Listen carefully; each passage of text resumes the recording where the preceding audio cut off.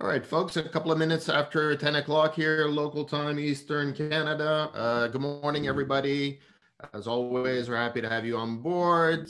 Today's webinar is about deep diving into the DLT Labs application in support of our Hack the Chain event. So if you're a participant in our competition, great tool that is being made available from folks at DLT Labs. And we'll hand it over to JD in about a minute, and he can do a couple of introductions. Just very quickly here, let me just skip on through. Again, thank you very much for the folks at DLT Labs for offering up their platform. Amazing platform too, which has been in production, Shannon, now for how many months? Well, we've had a almost 2-year relationship now with Walmart, and we've been in full production with a little over 50% of Canada's carrier base and Walmart since February of this year. So I think we're up over 250,000 invoices and 100% uptime and less than 2% dispute. So it's been a huge success. So we're very excited. Awesome. So folks, keep that in mind. And as you keep this in mind as well, again, our hackathon, our kickoff is about bringing blockchain to your supply chain.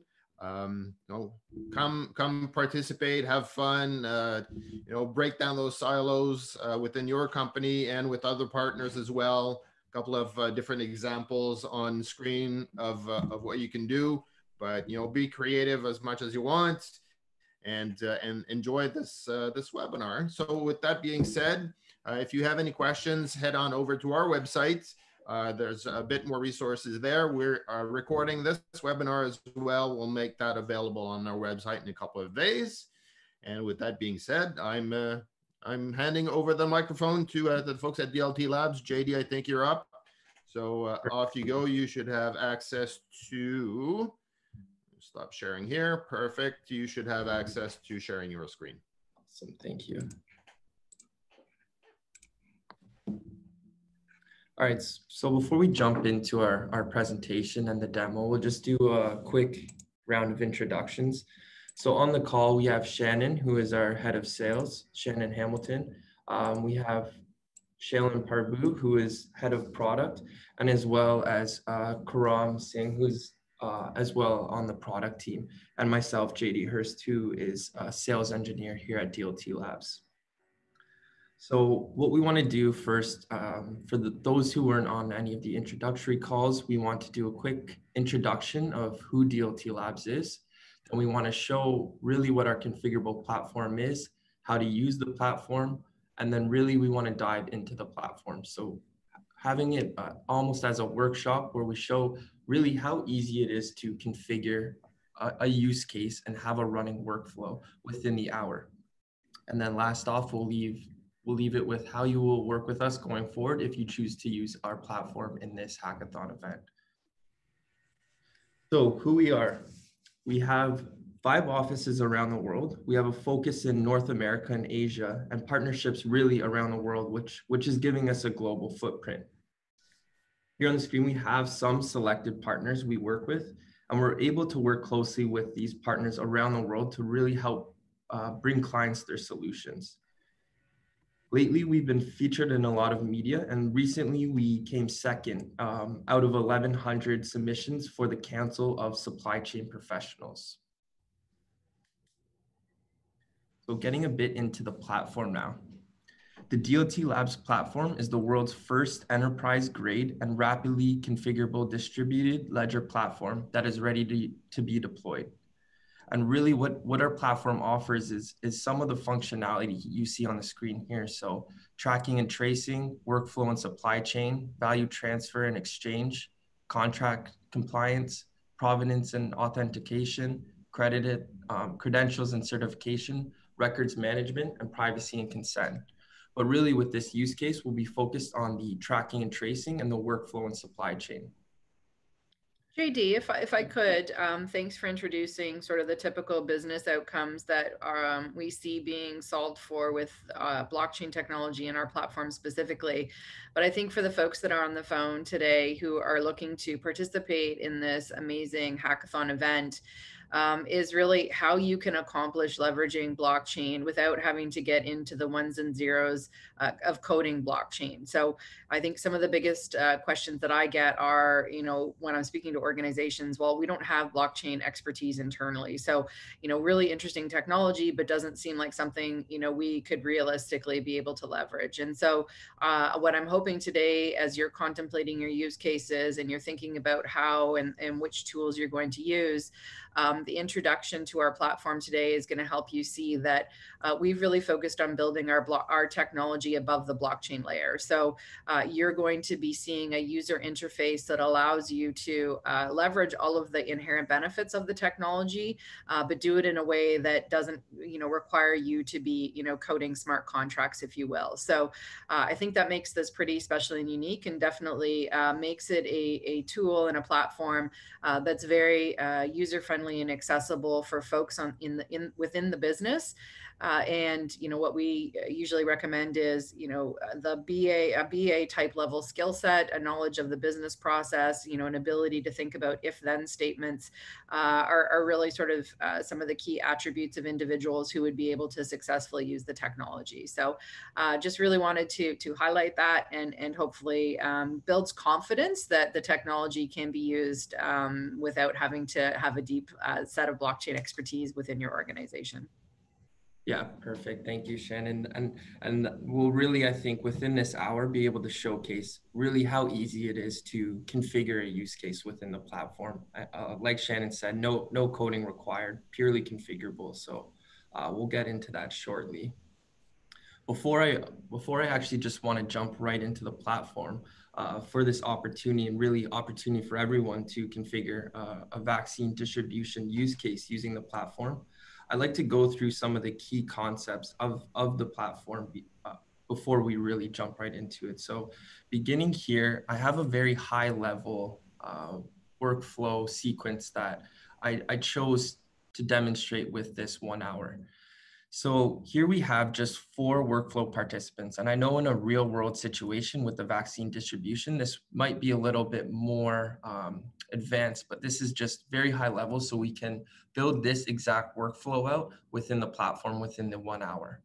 So at the start of the workflow, I have a vaccine manufacturer. This would be someone who's manufacturing all the vaccines, packaging them up. And then I have a carrier who would actually be shipping them. The next stage then I have set would be an end user who would actually be receiving the vaccine, and then a government body who would be able to track and see who exactly received that vaccine. And again, in a real world situation, we would probably have a clinic involved as well and several other members. And that will be easily configurable within the platform. But again, for this 1 hour purpose, I just wanted to keep it with 4 participants involved, because I think we can demonstrate and build that out within the hour given. So how do we get to this end state within the platform? Here I have on the screen a snapshot really of what the platform is. So you can see on the left-hand side, I have some navigational panels here. And on the right-hand side, I have this workflow kind of drawn up of the manufacturer, the carrier, the end user, and the government body. But really we'll focus right now on the left-hand side of the navigational panel. And these are the key concepts that we need to go through in order to configure and get to that end workflow state. So starting off at the asset category level, this is really key, and this is the beginning step within the process, but this is one of the most key steps. So we'll spend some time to talk about what exactly an asset category is and what's defined at this level. So what we're defining at the asset category level is attributes and expressions. And these are the terminology we use in the platform. So what is an attribute? What is an expression? An attribute is an asset, and this can be anything that's tracked. So these are the data points that are actually being tracked within the workflow. And this can be anything from a shipment ID to a vaccine type to the temperature that the vaccine needs to be stored at. anything and everything within the actual workflow will be defined at this level and termed as an attribute. Now, at this level, we also are defining the smart contracts. So the smart contracts are termed in our platform as expressions. So here on the right-hand side, you can see some example of what those expressions look like. And of course, we'll get into it within the platform, but I just wanted to level set exactly what's defined at this first level. So those smart contracts are, again, those business logic rules that will automate the process and make any real-time calculations, like Shannon was saying, the if and when statements. So we'll dive into those once we actually open up the platform.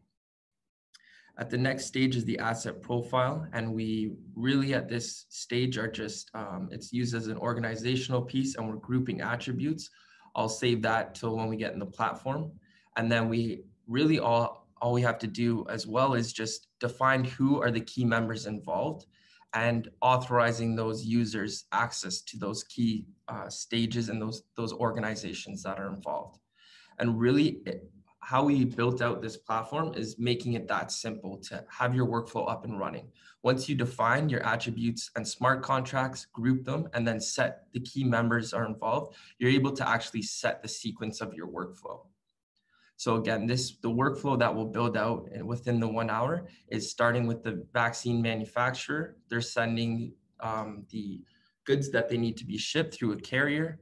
That end user is going to receive that vaccine, and the government body will be able to keep track of who actually took the vaccine and then see everything on their end.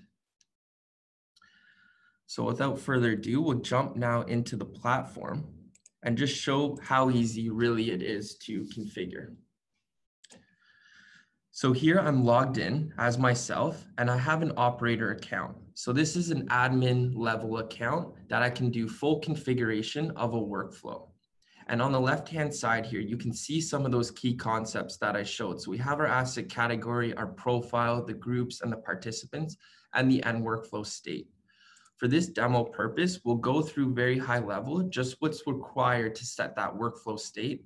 And then on the following workshop, we can get a little bit more deeper on the technical side with things such as master tables, which will be rates set up that will be able to dive a bit more into the smart contracts and show how we can automate the entire process.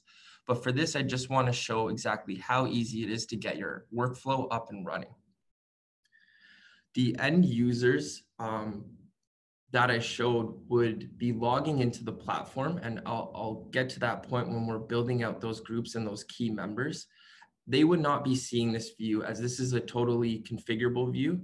Their end view within the platform would just be a dashboard view and to be able to see their workflows. There would be no configuration required from any of the actual members within the workflow. This is fully on the DLT Labs side and what you guys will be receiving as Sandbox logins.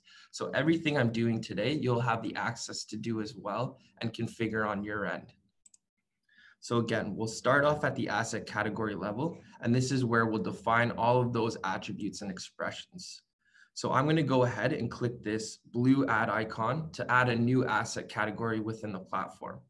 So now I have to name my asset category. So I'm going to give it a name as vaccine distribution, and then we have to give it description. So workflow to track vaccine distribution. Once I click next, this is now going to bring me to the section I can define all of my attributes and expressions. So once again, those are the data points that we're tracking, as well as the smart contracts that we're going to set up for this workflow. So starting off at the attributes level, we have a drop down that is labeled as field type. And really what this does is it gives full limitless capabilities to define any attribute and really set up all of those data points that are being tracked. So giving a quick look at this, we have some options such as date picker, drop down, dynamic, file upload, multiple drop downs, text boxes, and then we can also do a set of attributes. So what I'm going to do right now is actually give a couple examples of what those attributes would look like as you configure them. So I'm going to start off with just a simple one as just a text box, and I can name this one like I said, as an example before, shipment ID. So this would be the actual carrier delivering that shipment and what that shipment ID would entail. So I'm going to give this the option to have characters as well as numbers. And we can set the minimum character length as well as the maximum character length. And then I'm going to give this a tag group and name this as the shipping. So this will live in the shipping section. Hey, JD, just a quick question. Yes. You're putting in shipment ID, for example, and this is information you can bring in from an outside system, right? Of course, yeah. So I'm just setting this attribute first, and then within the expressions, and we can dive a bit deeper on this level in a further workshop, but this is where using the smart contracts, we'll be able to connect up to another system and pull that information automatically then. Awesome. So I'm going to add this first attribute here. And then once I do so, we can actually see an added attributes section. So here you can easily manage all of your attributes that you've created or already defined. Next, I'll give another example here. I can do a text area to say city location. And then really they'll just be inputting, I could do the origin, like I could type in origin here as well. So we know where this city's coming from or the shipment's coming from and where it's going to. I could do destination. So I'll add this one as well. And I'll add this under the shipping section as well. And that will make a bit more sense when I get to the workflow stage. But you can see now we're populating all these attributes that will be those fields of those data points we're tracking. Now I could do a date picker selection here. So here I could say date sent. So now we can actually see the shipment when it was sent. And I have further options here so I can select the actual format of how that date's displayed, as well as even go down to the seconds of when it was sent. So I'm going to include this as shipping as well and add this attribute. And you can see now all the attributes are also color labeled. So it just helps you with further organization as you're adding these attributes in. Next, I'm going to give another text box here. I'm going to name this one vaccine name. So this will be the actual name of that vaccine or the what that batch is being sent. And I'll just choose characters here because that would just be letters for this vaccine. So I'll add this one as well. And then some I want to do as well as a bit more specific to the vaccine use case and to try to get everyone thinking here. I could do something even like temperature required. And then within this one, we could actually set what that required temperature needs to be. So when that shipment is moving, everyone can see exactly what is required. And then with the smart contracts as well, if it's ever not at that required temperature state, we could have automated alerts to go off to ensure that that batch is not going to be spoiled in any way. And then one I want to include as well, I'll do a drop-down option. So this one I can name hazardous material. And then with the drop-down option, I can give options that they will select if it needs to be a manual selection. So then they'll have a drop-down option to either select yes or no within the actual shipment, if that material is hazardous or not. And then the last one I want to include as well, I'll do it as a text box, is the price purchase. So within our platform as well, we can do fully on the invoicing side as well as the payment. So I'll include this price purchase option here, and this can be a number. And what I'll do is I'll define the unit of this attribute. So what I'm going to do is actually select now that this is a currency because it is a price purchased.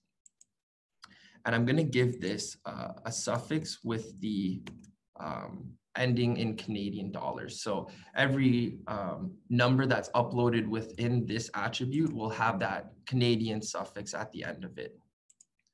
I'll include this in shipping as well. So now we have a handful of attributes we can actually work with here. So Again, we have some that are just text fields, some that are drop downs, some that are actually date and timestamp, as well as one that's a currency. So without getting too in depth on the expressions, I want to just give a couple examples here of how we can use the expressions within this workflow. But I really think to bring value will be in the next workshop, we'll have a full workshop around the expressions and building out those smart contracts to really automate the complete process. But for one here, I'll do a multiplication. And I can just show how we can now plug and play with the attributes we just created there with the smart contracts. So one I could do is say provincial tax. And here I can actually select now some of the attributes that are currencies. So I can select this price purchased, and then I can multiply it by a constant value of whatever that tax is for that province. So I could do 8%. And then any time that price purchase is put into the invoice, there's an automated tax that's already applied to it then.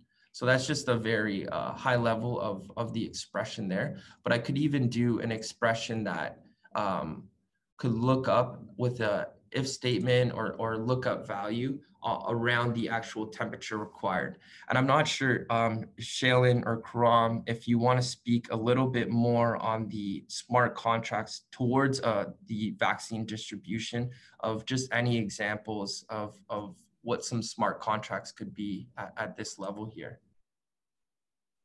Yeah, sure. So hi everyone, my name is Shailin Parbu. I'm head of product at DLT Labs. So basically what JD's shown you is a method of how we can configure what we call expressions relate to smart contracts. JD, just click on where you're selecting expressions, yeah. So basically all these kind of formulas allow us to essentially equate to almost any type of smart contract that we need to. So for example, the vaccines we know has to stay within a certain temperature range. And if it gets out of that temperature range, it needs to be reported immediately. Not only that, you need to know exactly the pinpoint time of when it went out of that range and for how long. So through our contracts, and also, I mean, we can get more into the technical later, but through integration, through IoT data, we can take in information and we can weigh it against each other. So if we have an expression basically to say that if it goes out of a range, let's make it up of -70 to -100. If it gets out of that range, min or max, what I want is a notification to a specific user to say that it went out of this for this amount of time. And that's what we can configure through here. Now it's a correlation of what's JD referred to earlier as master tables, where he's selecting one right now, where we take master table is static data that is recorded into the system, and it can be done in multiple different ways. API integration with other systems is predominantly the more preferred way by clients, but that's where we can take in that data, and then an expression actually goes and looks up and makes sure that we're not exceeding out of any ranges. So that's a really quick example of a temperature engagement, but you can also do an allocation engagement as well, where certain countries, states, provinces, what have you, will have an allocated amount, and you cannot request more than that allocated amount. Well, what you can do is you can configure the platform where in a table, it's specified exactly if it's a state or a region or a county or whatever it may be, that if there's a specific amount, that when the user enters a requested amount, if it exceeds that, we can basically stop that user from submitting that request. Again, that would be another smart contract. So very two high level ones, but essentially, and Karam, you can step in here. We've taken our crack at configuring a use case, and we found that pretty much any expression that is out there, we can basically go ahead, we can go ahead and build a smart contract to suffice that. That's right, Shailin. Just to add one point over here, guys, I'm Karam here. And just to add one point on this, all these options which you see as part of the dropdown, right? Apart from this, in case there is any other custom expression which you think you have to take care of, that is where the code comes in. So the platform has the capability of handling JavaScript expressions where, all complex calculations and processes can be taken care of from here on. Great. Yeah. Thanks, guys. So, and again, I think Shaylin and Kram will agree with me that in the next workshop, we'll dive a lot deeper into the actual smart contracts. I know we just have the hour here, so I just wanted to really just show the user capability. But for those participants that are interested in using our platform to build out these use cases, the following workshop will get a lot more deeper dive into the actual expression section and just show how we can automate that full process. So I'm going to close out this one here, and then I'm going to save this asset category now with these handful of attributes and then a couple expressions that we saved. So clicking save here now, I can see that vaccine distribution now has been added and it is now active. So moving on, I mentioned asset profile when I was going through those key concepts. What asset profile really is it can be used as an organizational piece within the platform. So if you wanted to create multiple workflows, you can actually set your set of attributes that we created at the asset category into different asset profiles. But really at this stage and for this use case, we only need one asset profile. So what I'm going to do is give it the same name here.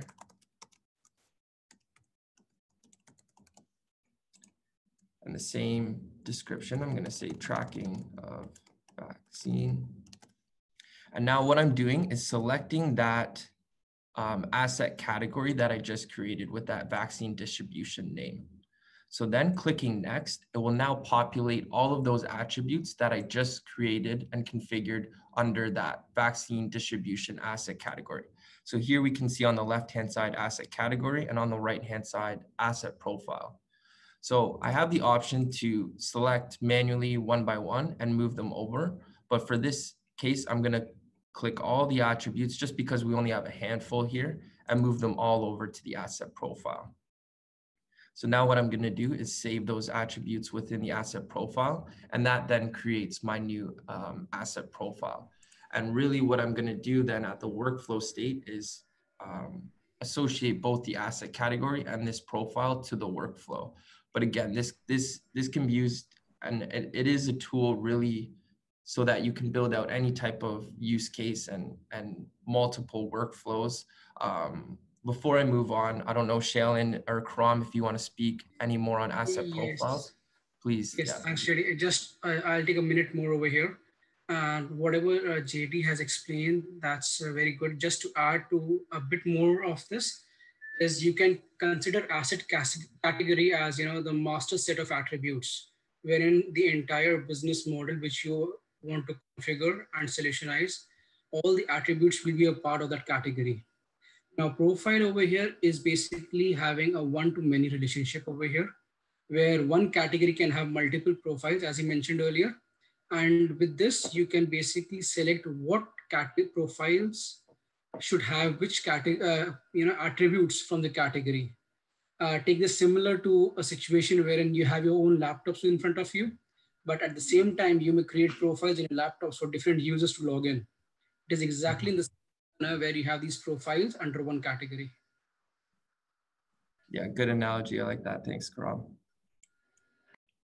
Okay, so now that we have our asset category configured and our profile configured as well, we can move on to the organizations involved. And the terminology we just use the term groups within the platform, but these now are really the key members involved. So I'm going to go back to that slide I showed that I drew up quickly with those 4 groups: the vaccine manufacturer, the carrier shipping, end user, and that government body. And I'm going to just create these groups really quick here, just so we can actually plug and play with them at the workflow state.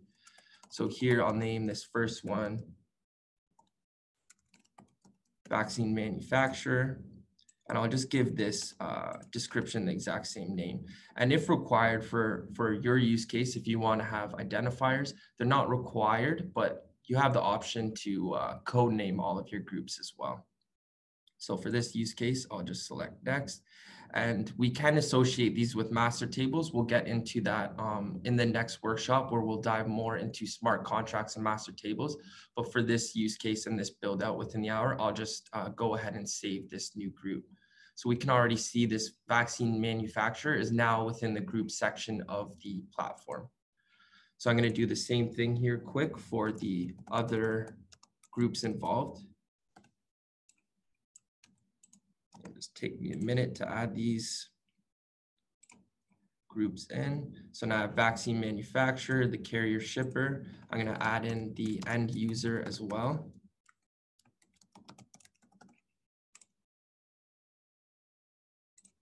And then lastly, I'll add in the government body.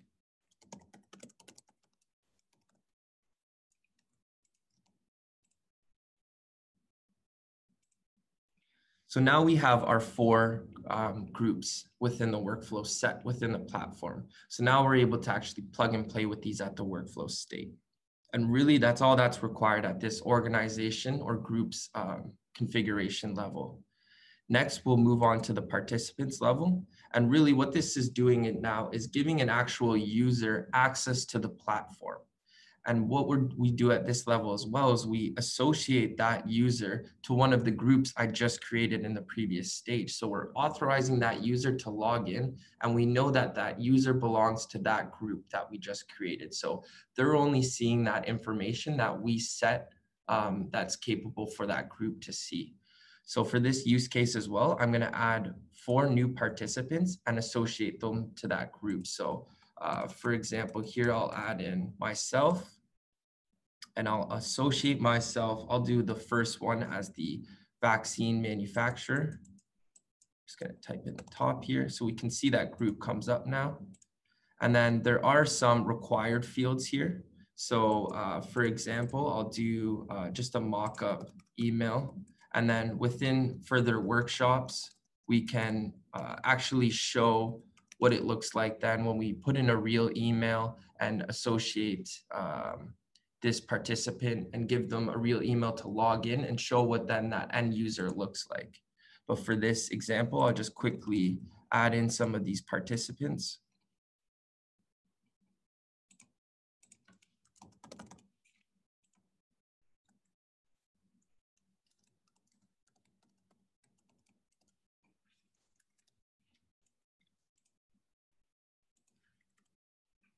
So just filling out the required information, but again, we can go further into exactly setting these participants up in a real world situation. So I'm going to add this first participant, and now that participant is linked to that vaccine manufacturer.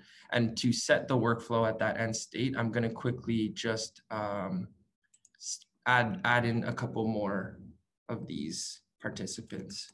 So I'll just pick some names here. I'm going to add this person to the carrier shipper.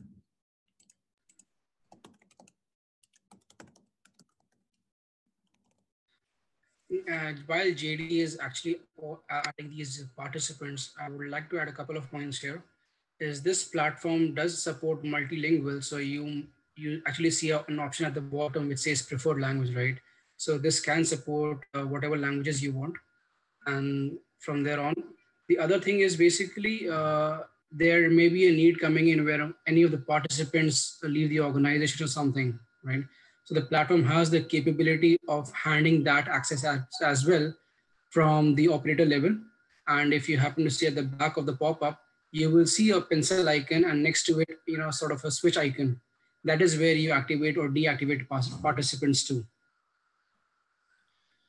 So thanks, Karam, and perfect. So we can set that language there at that participation level. And then I just want to show quick here, as I'm adding these, you can see the awaiting activation here. So these are all active accounts within this demo environment that we've associated a real email address to, and then we're able to see what it looks like at that end level state. Whereas with this, I'm just creating a couple here and associating them with the groups we created, just so I can actually set that workflow state.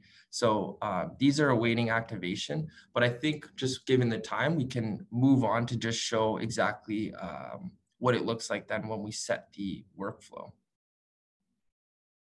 So I'm going to move on here quick. We have the monitor stage as well. So this can be used as an auditor piece. So the terminology we are using in the platform is monitors, but really what this is an auditor. And this can be internal or external resource. it can be like a third-party accounting firm. And really what this role can be used as we define out the workflow and set the sequences. An auditor can be used if there ever is a dispute or discrepancy within the actual process.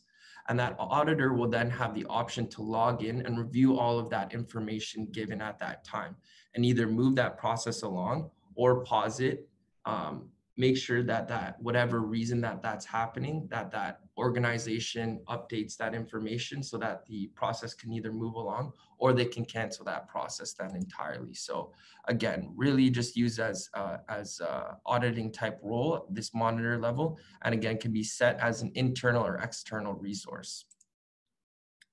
Then, so really we've created the asset category, the profile, and we've set some of the groups now.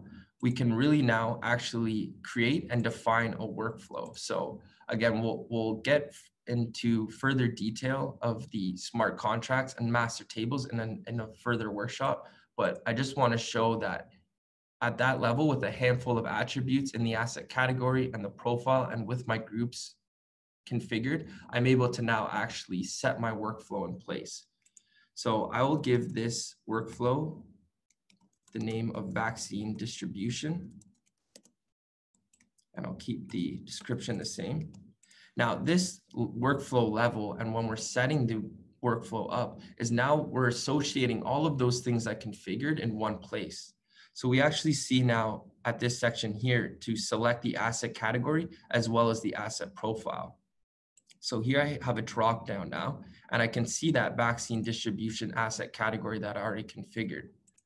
Now this will populate once I've selected the asset category, any profiles that are associated to that asset category. And again, for this use case, we only require one asset profile. So I'm just selecting that now. And what this does is now it will populate those attributes within this workflow. Clicking next, I can now actually set the sequence of the workflow. So this is going back again to that workflow slide I had up before we jumped into the platform of actually defining the order of who's involved and what steps that are taking place within this process. So for this first step here, I'm going to select vaccine manufacturer. And then at the next step, I'm going to select that carrier. And then the third step was that end user.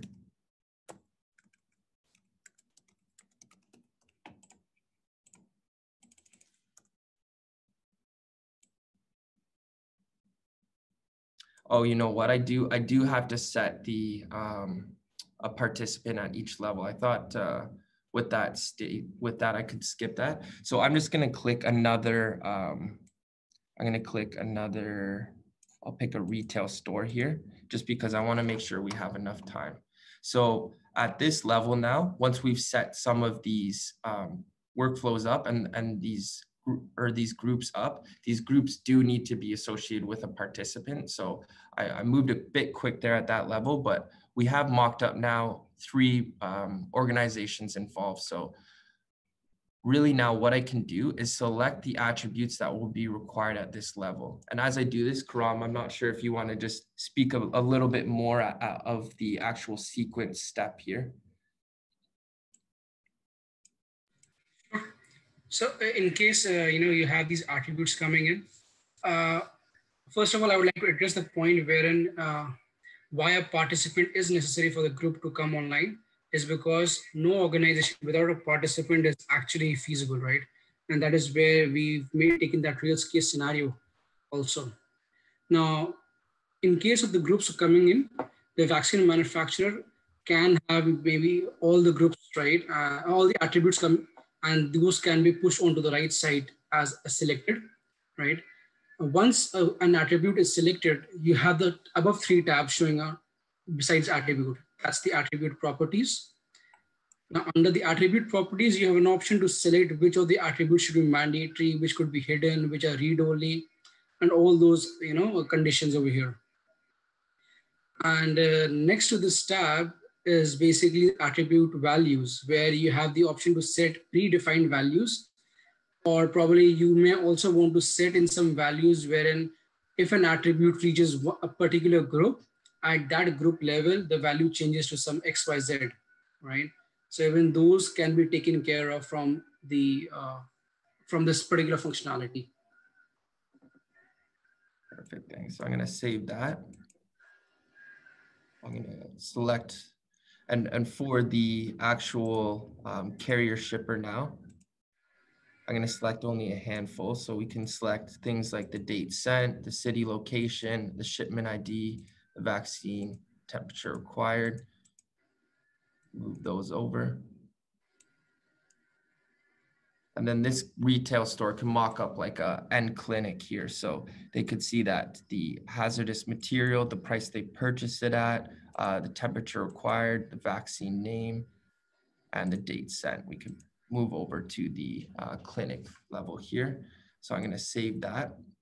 Now, so once this gives you the feature, sorry, yeah. JD, just Yeah, please. This gives you the feature of where you can define and ensure the data is well, into the limit of the ownership of the group. Data which is not supposed to be seen by any other group can be excluded from there on. And Karan, do you want to just quickly speak on the auto sends and Of course, yes. This is where exactly Sharon mentioned earlier that these are some automations which the platform supports. And so far, so we think that we've analyzed that these are all those automations which can be supported by any of the business use case coming in. So let's say I'll take the second group right now because that has the entire lot. So the allow auto receive is basically when you want a particular when a flow is moving right from vaccine manufacturer to carrier shipper, the carrier shipper will not have to log into the platform.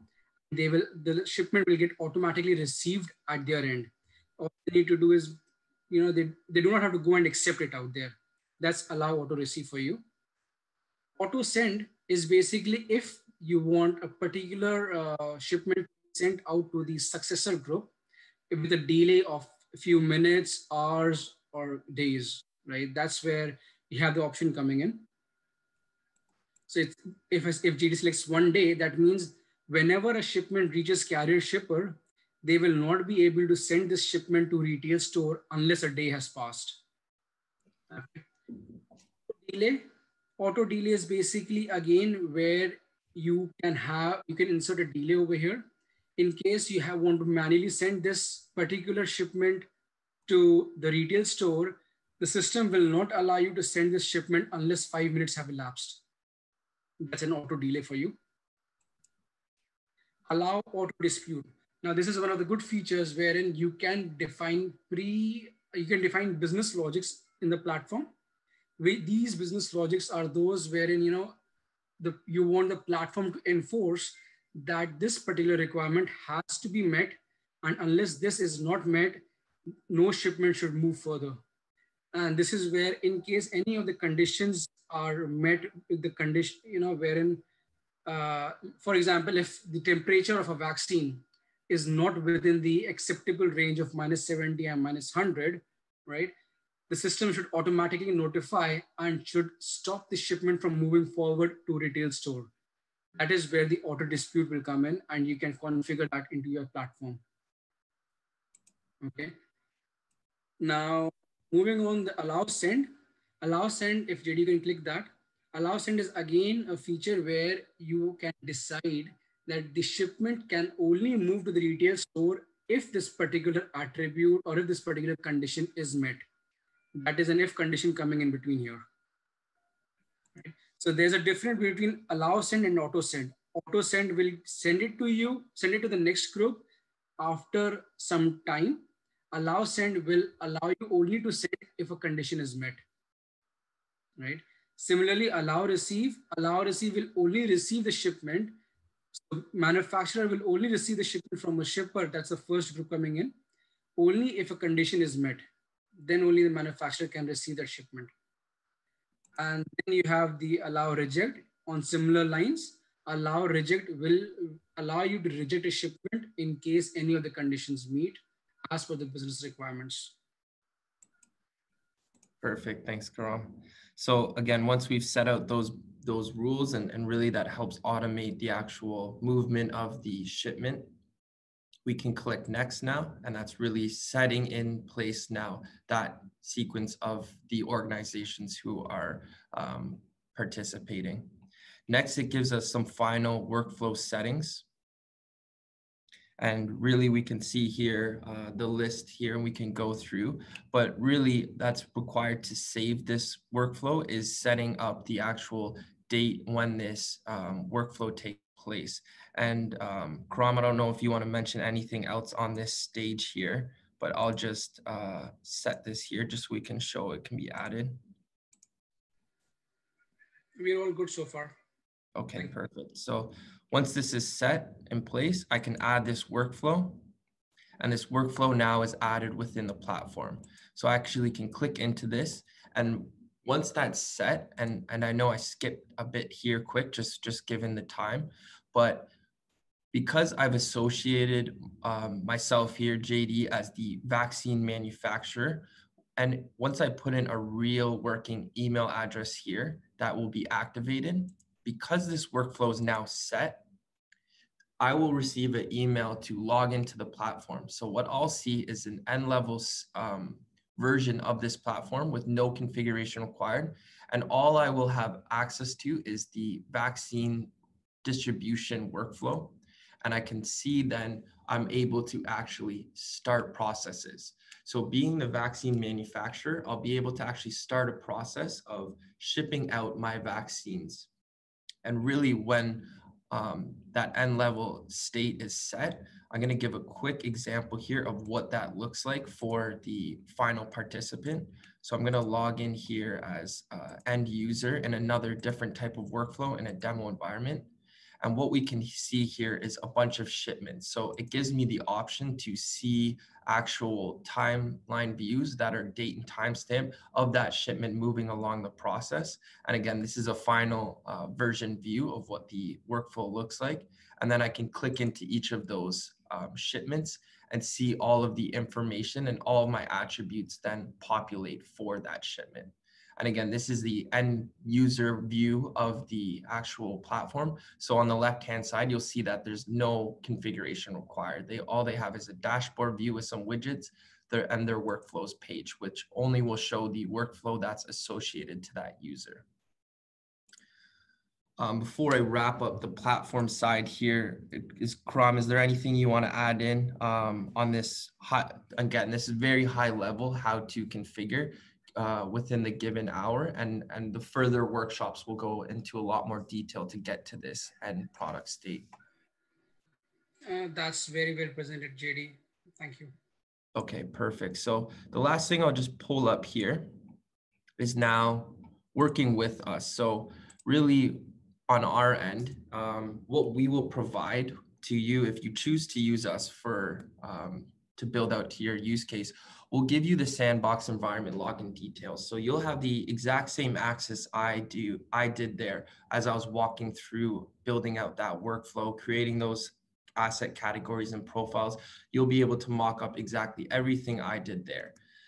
The next thing we'll offer is also weekly 1-hour Q&A sections, which will really be those workshops. So the next one we host will be a very deep dive on the actual configuration of those smart contracts and the master table. So really seeing that movement of the vaccines become alive and diving further into really automating that process.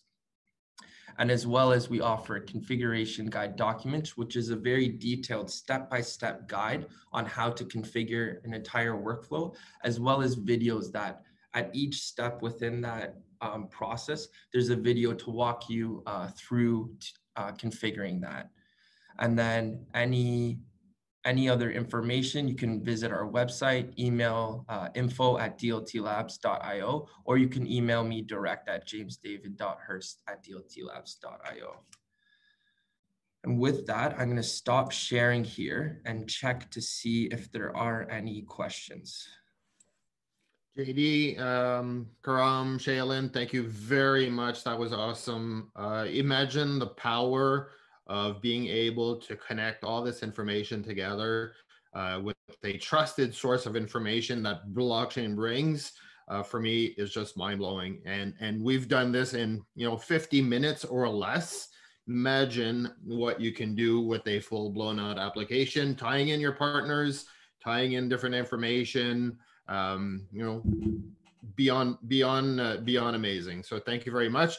If we have any questions, please use the Q&A button. I know that a few of you have already reached out for some Sandbox environments. We'll let you know. Thank you very much. Do we have any questions from the group? So Tanya is asking, what blockchain platform are you using, JD? I know the answer, but I'll let you answer that one. Shaylin, I saw you go off mute there. You want to go at it? Yeah, sure. So we are using Hyperledger Fabric for this particular demonstration. For Hyperledger Fabric. Correct. Can we tie in different platforms any other way? Yes, absolutely. So we offer integration through API, EDI. You can do Excel file uploads if you wish to, STP. So there's several different ways. API seems to be the more preferred way, and the package is completely API ready, and we have an API doc that you can actually get from the platform itself. Fantastic. Do we have any other questions?